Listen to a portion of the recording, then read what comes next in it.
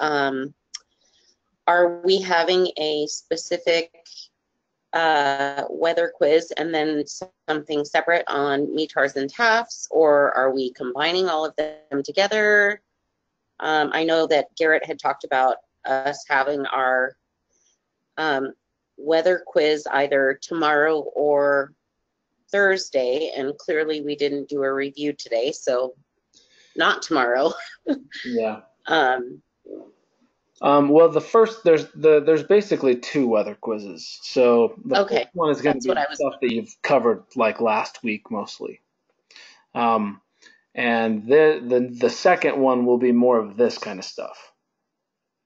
So, and then obviously, on the Okay. test, but yeah, this in addition to the quizzes that you'll get on this, every single flight plan you do in this class, you're going to be looking at the METARs because, if you think about it, you've got an origin and a destination on every one of your flight plans, as well as alternate options, takeoff alternates, destination alternates, all sorts of that kind of stuff, which um, all have METARs and TAFs that you have to look at as a dispatcher. So you're going to get a lot of practice with it, and we're going to make sure that everyone's extremely proficient with it as well. But this is just kind of one example going forward, like as to what you're going to be seeing a lot more of.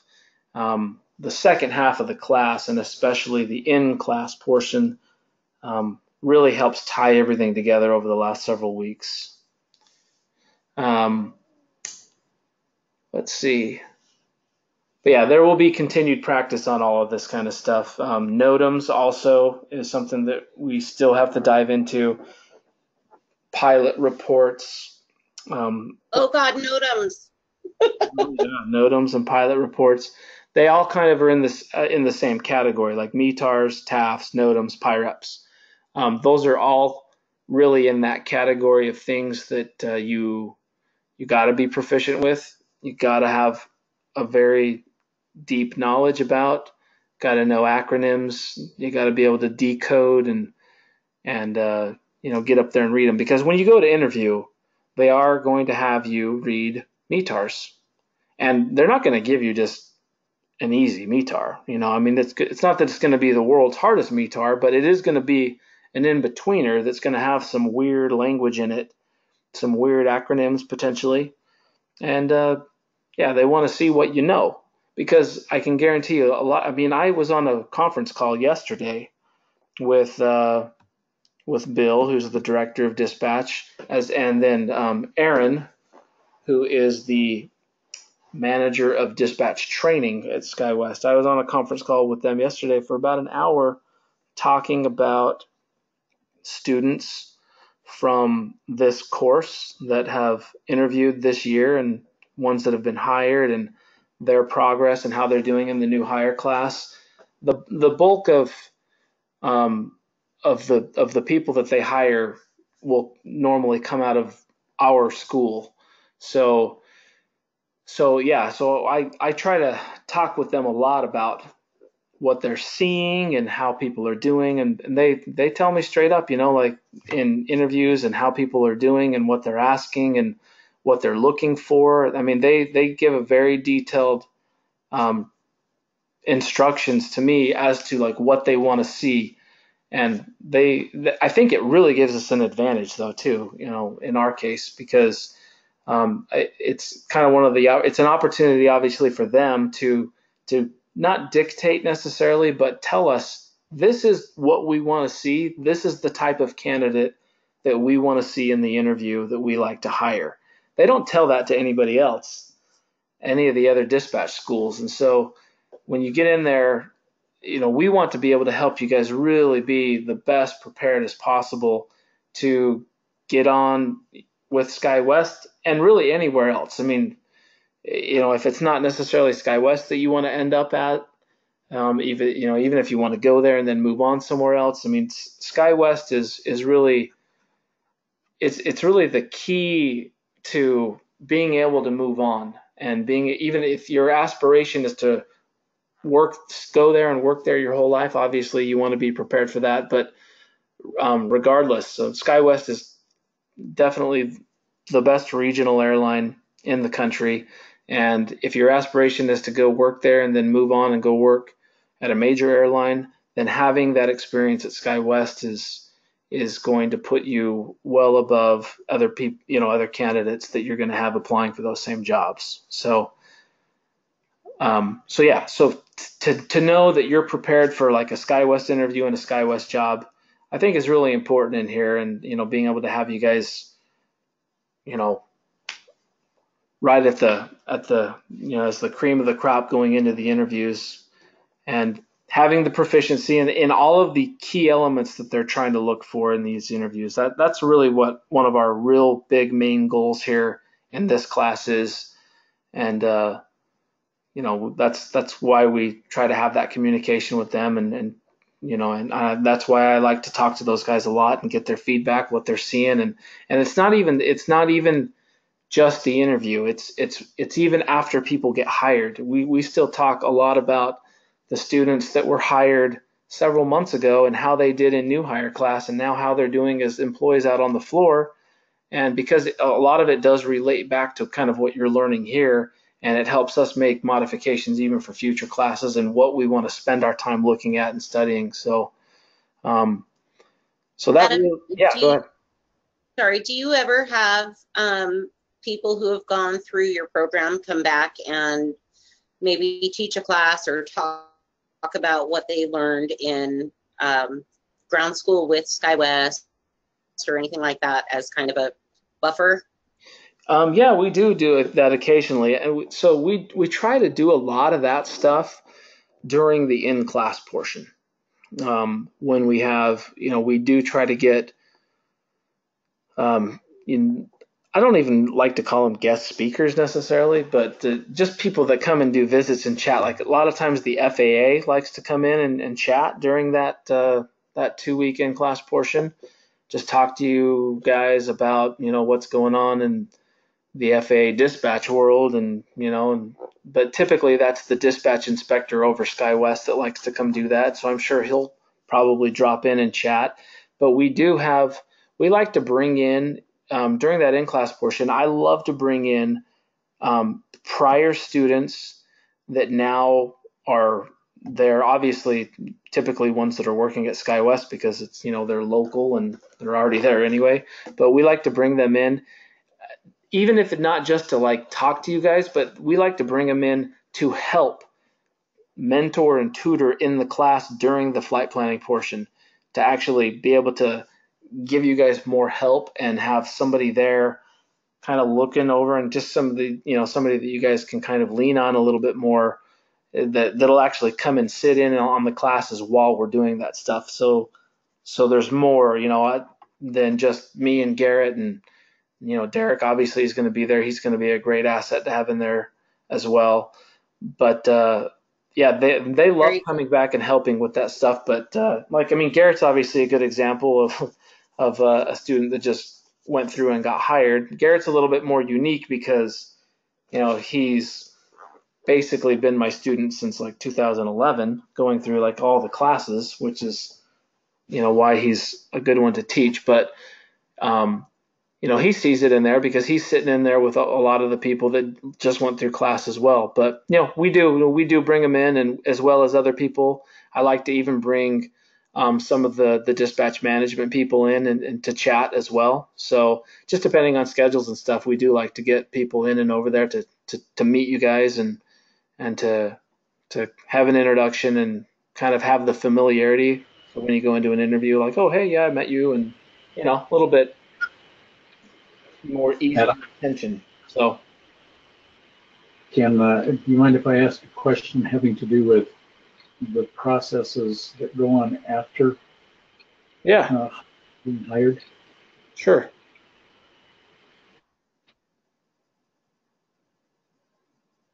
And that's basically the question: is what goes on once you interview, saying that we are. Let's just assume we're hired. What happens from that point forward? I understand there's a ground school. How long and what what are what happens there? Okay, so yeah, so once you go through the interview process, and if you're fortunate to get hired, then you will be given a hire date. So like just as an example, I mean, I can kind of give you timelines. Um, so the next class, they're going to be posting for that job on, well, at least what they told me yesterday, they're going to be posting for the job, when you'll actually see it as available to apply for online on May 28th. So I believe that is next Monday. May 28th is what they told me. So if you want to start looking for it about then that's when you should see it come up. Now, one thing as well, and I think I mentioned this a couple of weeks ago, is you might want before you actually you'll have the posting will be open for anywhere from 10 to 14 days, so don't feel like you got to rush and get it in there. I always end up giving them a list of the names of the people from the class that applied, so they'll so don't worry about thinking that you need to get it in first or anything like that. They'll interview anybody from this class that puts in. So now with that said, one thing I do want to state is that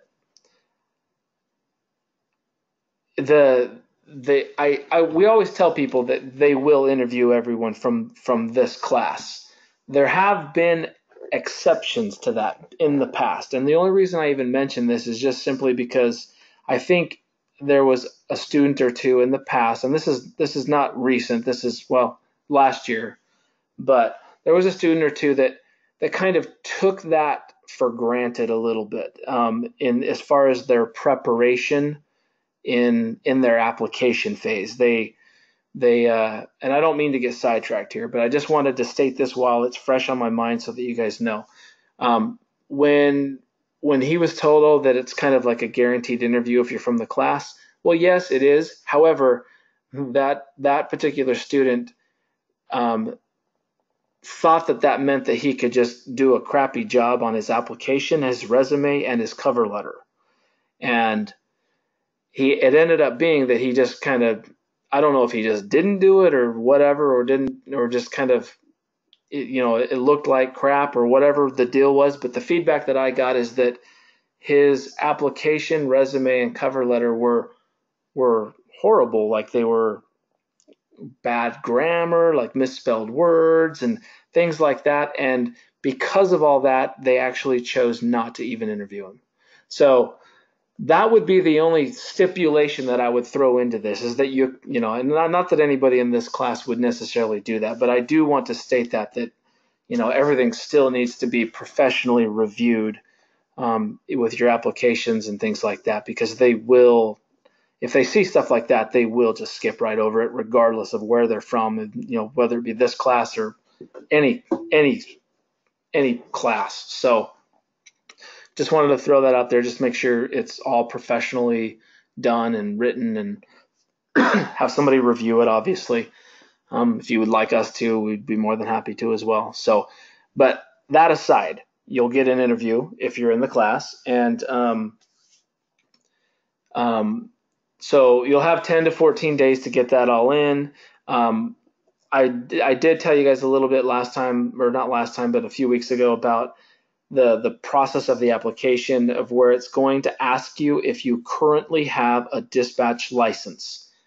There should be an option in there that says there should be yes or no. And I don't know if it's an option underneath the no. Obviously, none of you will have it at that point. So you're all going to be selecting either no, or there should be another option that says that you're currently enrolled in an FAA approved dispatch course. So that is what you want to look for as the answer to that question. And then it may ask you like an expected graduation date. Well, that would be roughly middle of June. And so I'm trying to piece this all together so you kind of know the timeline. So that posting should come out May 28th. Then you'll get in there, you'll do all that. Just make sure that you select the correct things, that you do not have a license, but you are currently enrolled in a dispatch school and expect to be graduated by mid-June and have your license. And the interviews for this next round should be the last week of June. I think it's actually going to be June 25th, but it'll be somewhere in that span of days at the last week of June. So that's when you can expect to interview. If you were to get hired, your class date starts August 6th is when the class starts. You would actually have, I think your company orientation, I believe, is August 3rd, and your class date, the official first day of dispatch class training, is August 6th. So for all intents and purposes, August 6th for your dispatch training is when it would start. Hey, Adam, Yeah. is that in the Salt Lake City Training Center, or is that in the St. George?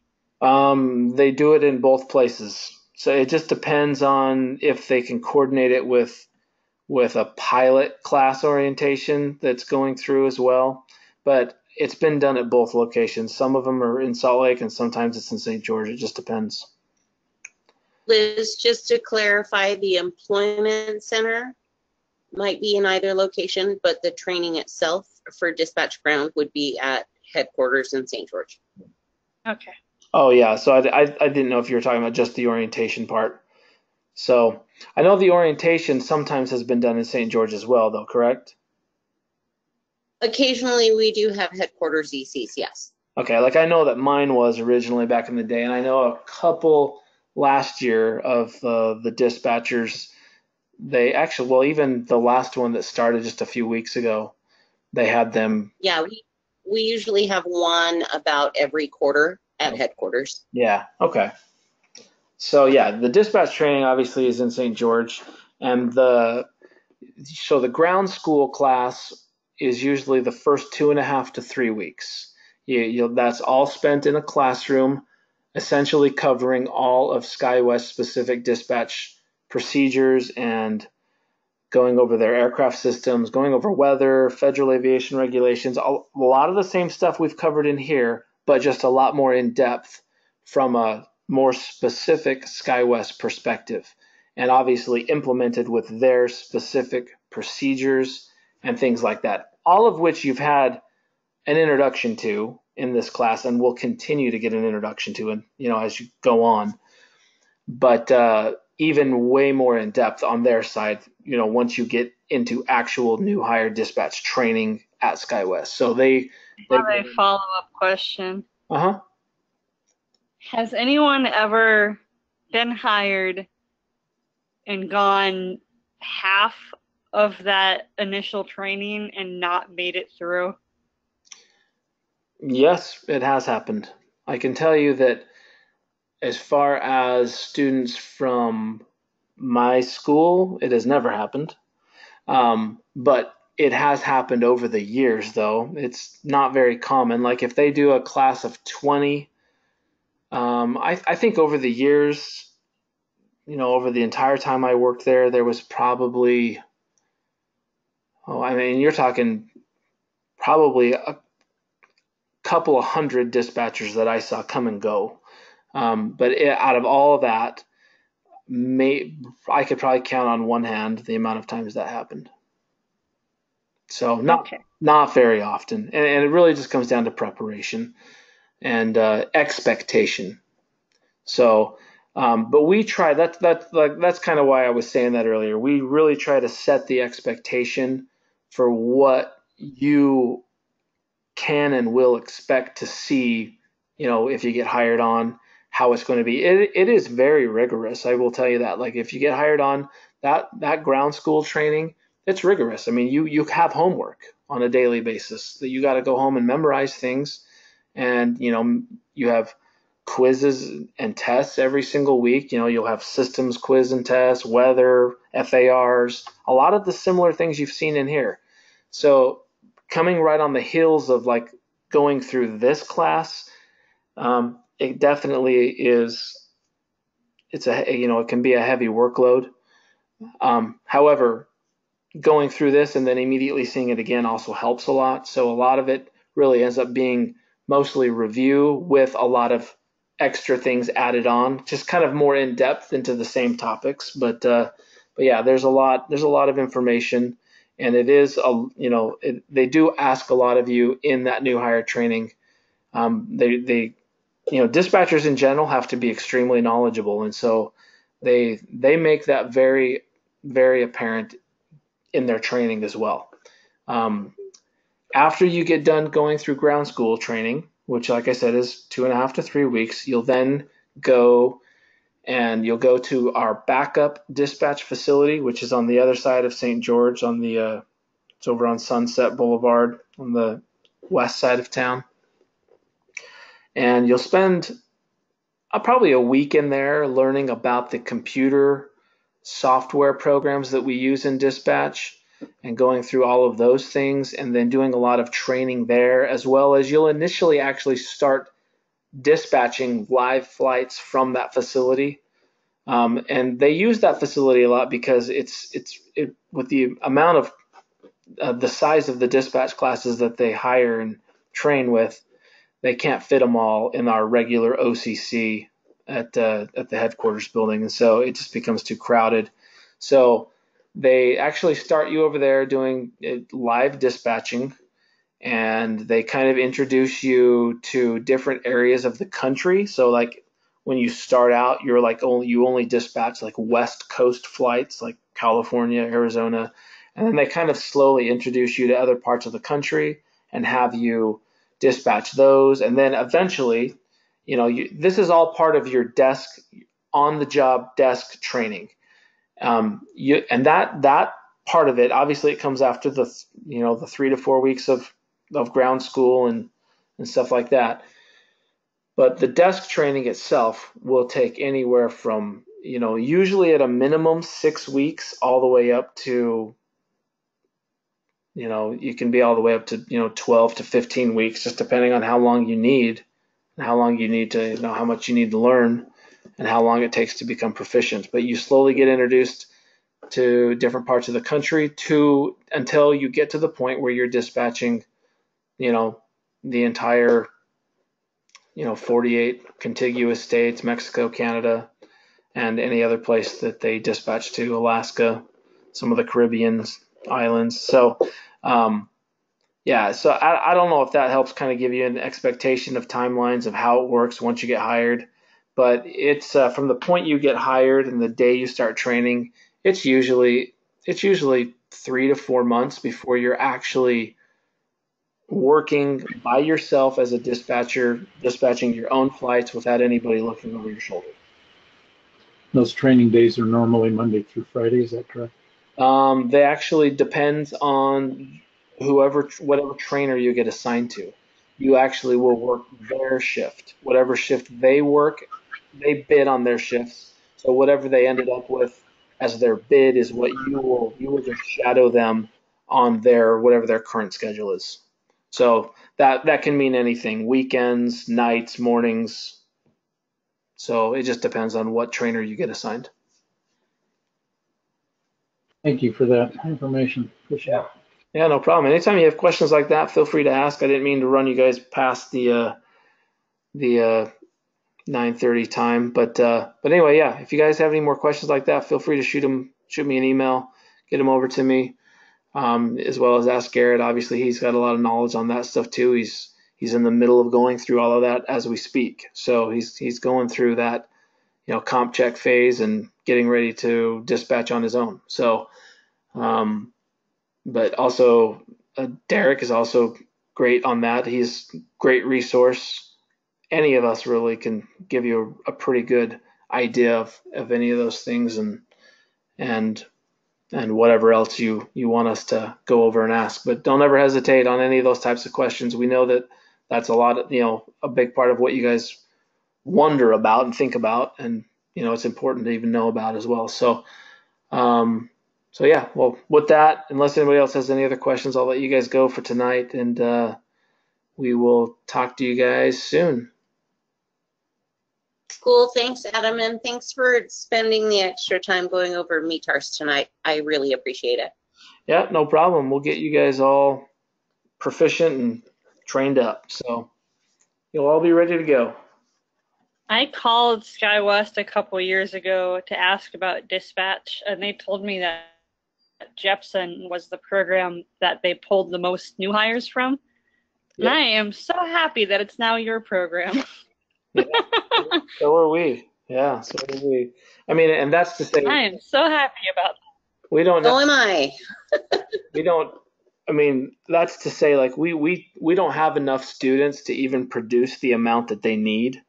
So they still obviously hire from other places, but if you look at it on a class by class basis, the majority of the people in each class will be from this class or from this school. So at least now, at least the last 4 or 5, hirings that they've done now have mostly been from here, which they like it because it's local people. It's less risky for them. A lot of them are, a lot of people have worked for SkyWest or are current employees or know people at SkyWest, as is the case with most of you guys. You have some sort of a tie into SkyWest somehow.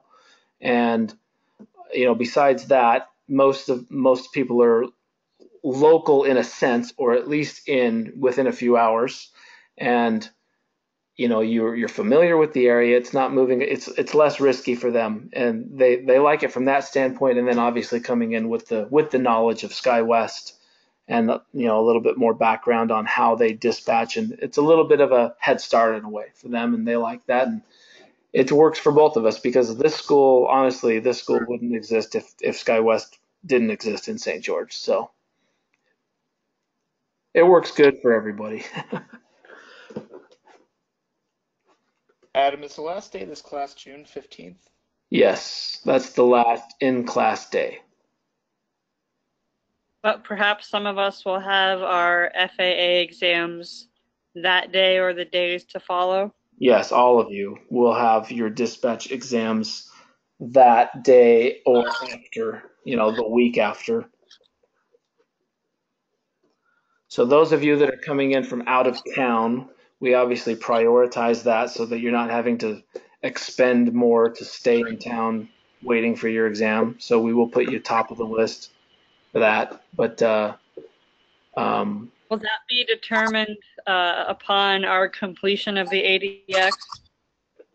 yeah, so the ADX is the precursor. That the ADX is That's a good really way to put fire under me, I guess. Yeah, well, the ADX is honestly the linchpin in this entire thing because it's always the one hurdle that will affect when you can test, when you can interview, not interview. I mean, you should all be ready to go by that. But in the past, it has affected that because, like the last class, it ended on a Friday, and almost everybody in the class was interviewing the following Monday, 3 days later. So it changed things. And it wasn't because we planned it that way. It's just because they moved up their hiring date. So this isn't the case this time. You'll have at least 10 days or so between the end of class and interviewing. So a little bit more room to breathe. But it's also nice having the interview fresh off of finishing the class. So there are advantages to that. So in order to get that FAA practical, you have to have the ADX done and passed? yes, yep, you cannot even take the practical unless the ADX is done.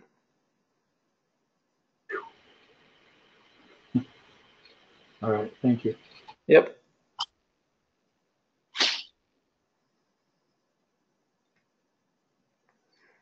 Okay, guys, well, I'll get off here, but if you have any more questions, feel free to text me or email me. I'm always available. So everybody have a good night, and thanks for all your participation.